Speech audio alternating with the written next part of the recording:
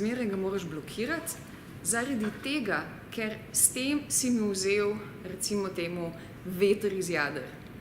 Ne dobi več od tebe nobene povratne reakcije in ve, da ti tega več ne vidiš.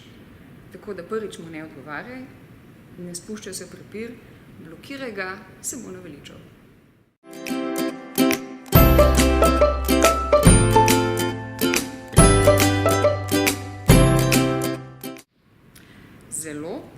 Zelo narobe. Sošolka je tebi poslala to fotografijo zato, ker ti zaupa. Ti si poslal to fotografijo naprej in si zlorabil njeno zaupanje. To je ena najgrših stvari, ki jih lahko komu narediš. Poleg tega je to tudi kaznivo. Ne pozabimo tudi tega.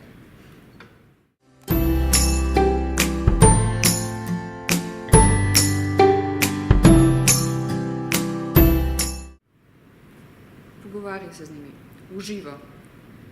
Pogovori se s sošolci v razredu, pokaži jim svoj lasten profil in pokaži jim profil tega, ki je žalil, razloži, da ti tega ne delaš, razloži jim uživo, ne preko Vibra. Pogovarjaj se s svojimi sošolci, zlahka boš dokazal, da nisi ti tisti, ki to dela.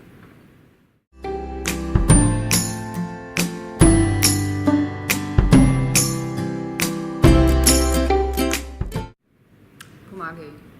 Pomagaj boš tako, da boš nekomu, ki ji lahko pomaga, povedal to. Mogoče v šoli, učitelju, svetovalnemu delavcu ali kaj podobnega. Lahko mogoče tudi staršem ali kaj podobnega svojim. Skratka, obrni se na nekoga, ki ti je lahko v pomoč pri tem, ker tukaj je treba ukrepati. Treba je pomagati tej sošolki, ta sošolka je žrtev nasilja in žrtvam nasilja je treba pomagati.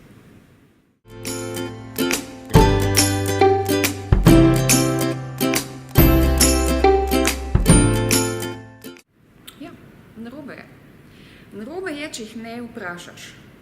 Če objavljaš posnetke, slike od kogarkoli drugega, moraš zmeraj tistega vprašati. Nikoli brez dovoljenja prijateljev, ki so na posnetkih.